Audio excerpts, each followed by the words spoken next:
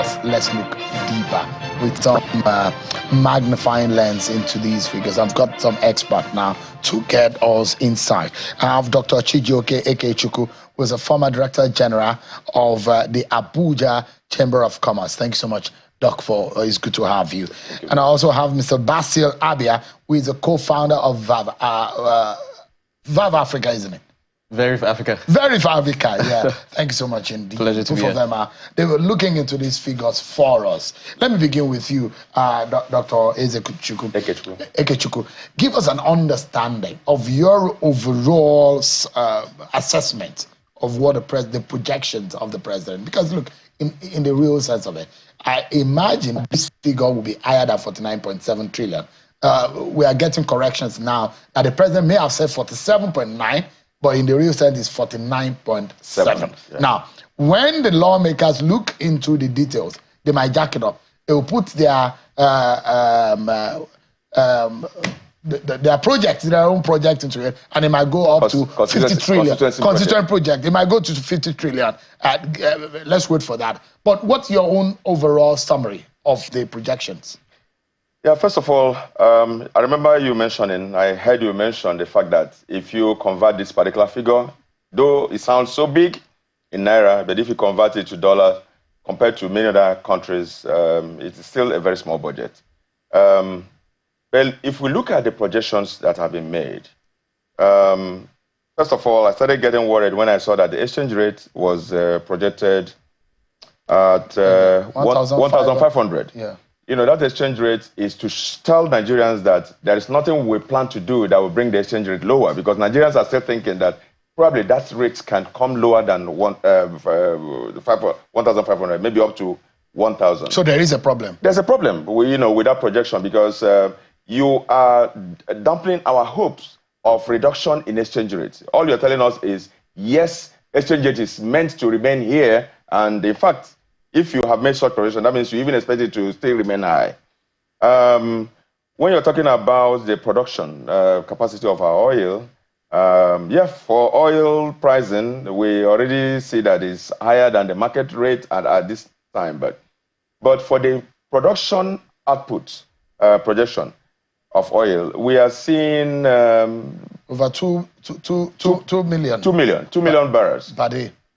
It's going to be a far cry, because that's a tall order for us to achieve, because if you consider where we are today, we haven't seen that which is going to change or increase the production or productivity of oil to take it to 2 million barrels a day. So we have seen that to mean that if there were things we are seeing on the ground, we would say, yes, it's possible to achieve. But, we already said it's good to be ambitious. Maybe there are things they know that we don't know. They have not told us. But if it is just what we have seen on ground, that is very ambitious, because in the next 2 years or 3 years, yes, that can be achieved. But in the just current year of 2025, I think it's a little ambitious. When you also talk about I mentioned the exchange rate, yeah? Yeah. The exchange rate is worrisome. The inflation rate is another very ambitious one. Now, you cannot achieve that level of exchange rate of 15%, right? 15% with the kind of inflation rate, with the kind of exchange rate we have today, with the kind of petroleum product pricing we are having. So you are going to first of all ask, what are those things that are the drivers of inflation rate? The two of them still remain high, yet you want to pull it in. So what else is going to pull it down? There is a third one, insecurity. It's still there. So what is that thing that is going to bring it down to 15%? That we cannot see, and that's why I say that one is almost not possible to achieve. Let me ask Mr. Abia, in your own, I know you and your colleagues at Very for Africa, yes. You've been distilling the picture, the figures and looking in details. And I saw your report. I see that you thought your figures and your projection for 2025, they are in direct opposite to what the federal government is putting forward. Your summary of the president's projection today. The projections are not realistic. And the most important thing, I think, for Nigerians to understand is what are the assumptions driving those projections? Now, if you say you want to do 15% headline inflation rate on aggregate for 2025, the core drivers, you have to be able to show us that you're going to realistically drop down those drivers, reduce their efficacy and their frequency. Unfortunately, you cannot do 15% headline inflation rate when you're producing less than 2 million barrels per day. Now, I know that they're projecting 2 million barrels per day, but it's impossible to do 2 million barrels per day when you're currently doing 1.53 million barrels right now. I believe in miracles. Yes, and then Shell are deciding to invest $5 billion into the Nigerian deep offshore. The reason for that is they think that they can develop that Bonga North oil field to about 250,000 at peak performance somewhere after 2030. But from 2029, 2030, when that field comes online, it will only produce 110,000 barrels. So for Nigeria to realistically produce, you can see the timeline for developing one deep water field. For Nigeria to be able to produce 2 million barrels next year, we need 5 Shell Bonga North fields, and we need to have a miracle where they start developing and start producing next year. But it's not possible for them to produce next year. It will take 3 years to develop. There are other assumptions as well. What if Trump comes in as president by January 6th and decides to pump more oil? If you're pumping more oil, you're reducing the price. Currently, Brent crude is selling for $73. The budget is projecting $70 for that. Yeah. In our own projections, Verif Africa's macroeconomic outlook projections for 2025, our best case scenario for inflation and oil production is if we do 2 million barrels per day, selling at 90 barrels per barrel. And I don't see how we're going to be able to sell. So you're projecting at Verif Africa, your worst case scenario is on inflation rate. What is it? Worst case scenario is 37%. Worst case scenario. Best case scenario is 31%. And you can see the federal government... Best case is what? Yes, 31%. And we currently are?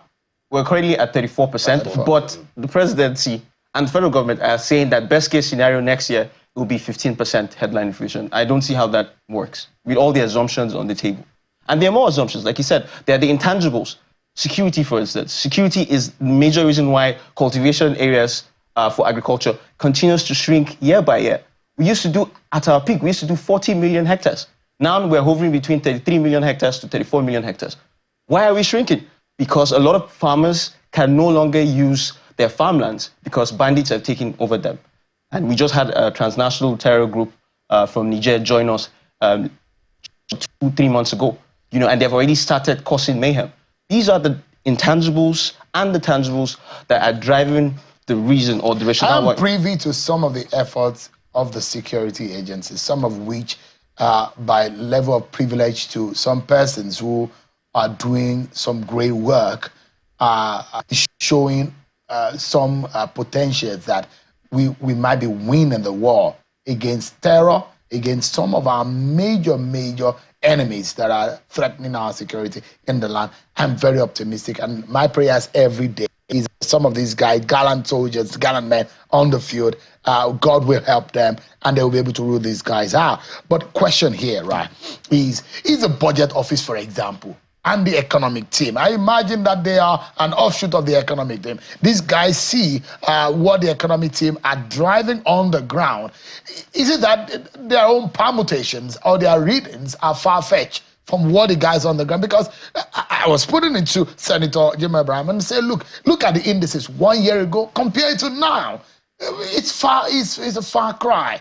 And the fact is, as much if you're a lover of Bola Tinubu, you want him to do well. But the fact remains that, look, the facts are the facts, the figures are the figures. We've grown, inflation rate has gone astronomically high. I mean, we've not seen that in years and years in this country. Food inflation, horrible. And it's driving the prices of commodities so high. So the question is, the budget office and the realistic fiscal economy team, is it that they are talking at different... Okay, first of all, I'm sure you know that we have always faulted the budget system of the country.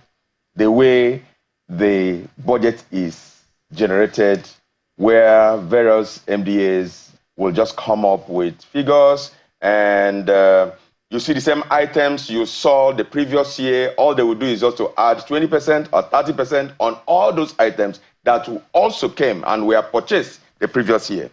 We've always faltered it because what we need is a zero-sum budget.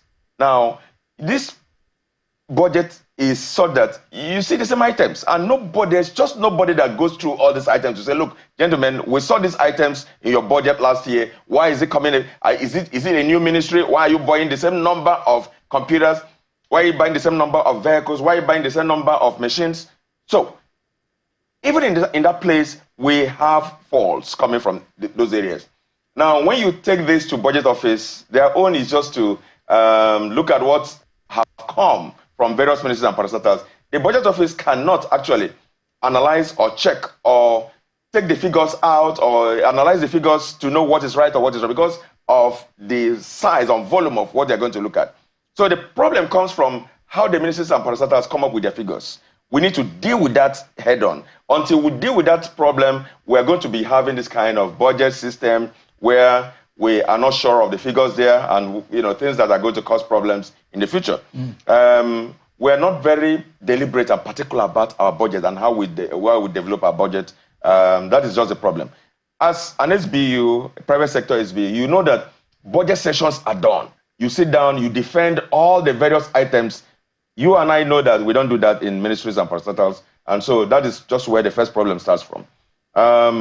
Again, you already mentioned the issues of constituency projects that must enter into the budget, and so these are things you don't see in many other Western countries where things are done well. Question is, what is constituency projects? Up to today, somebody needs to explain that to me. I knew that explanation, and that is just the problem I usually have talking about budget. Please, we need to do the right things and get it right if we really want to have reforms and grow the economy and do the right things. Yeah, I mean, look at, I'm interested in some of the figures that I'm seeing in your report at Verify Africa, and it's giving me some palpitations because you are saying that some of the things, the projections of the president are unrealistic. But you've given worst case scenario, best case scenario. We look at debt service to revenue. You think that makes a lot of sense, isn't it? It looks like you are agreeing a bit in your report. Yeah, but you have to see another thing. A component to our inflation projections have to be what the money supply growth would be. Money supply growth for worst case scenario is 5%, 5.7% or more. If you have an increase in your budget, and the last that I checked is a 36% increase in the budget when compared to the 2024 budget.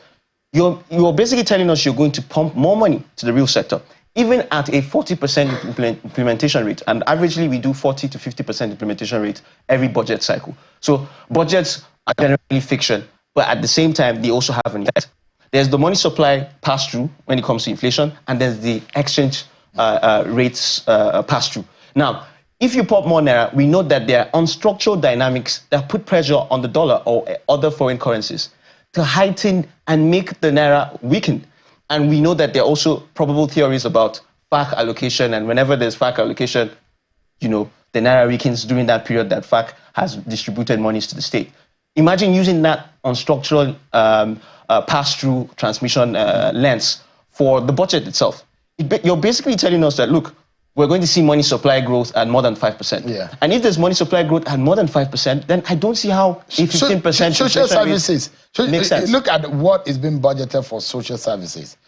It's going to be about 6 trillion for social services. And I was asking the senator, if you pump that amount of money into the hands of people, a lot of these are going to be handouts. A lot of these are welfareist tendencies for the Nigerian people. What's your biggest? Do you have a problem with that? Yes.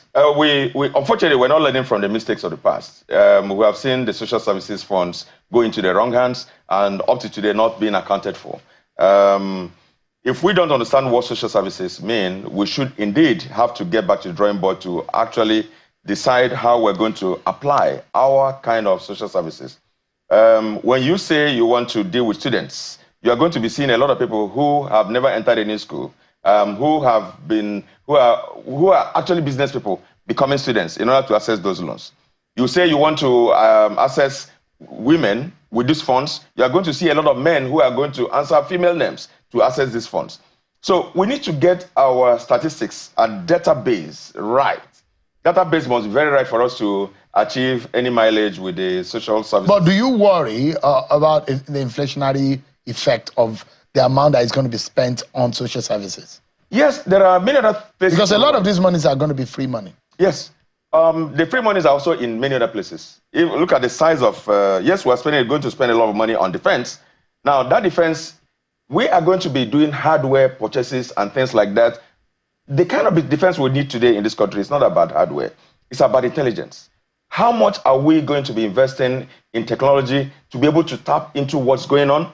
That is where we should be spending our money. And so it's not just on social services. The money will just be all over the place. The money that is going to be spent, perhaps the sector that is getting a lot of money is infrastructure. Yeah. I know you've done a bit of a work in terms of infrastructure. Are you happy? Do you think that is somewhat going to affect the inflation? Because more jobs will come if they are spending more money in infrastructure.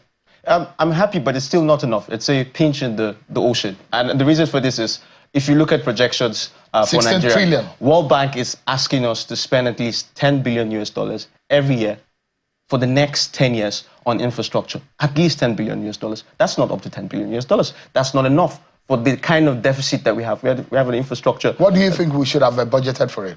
Well, that number is... For the start? Well, it's I don't have a problem with it. I'm just saying it's small. What we need to see from the federal government are structural intentionality with incentives to be able to have a multiplicity of efforts in terms of infrastructure financing. So subnationals also have to help in this regard. Stuff like state government municipal loans, for instance, can generate as much liquidity as possible for the subnationals to spend on core infrastructure deficits in the subnationals. And when I mean subnationals, I mean states.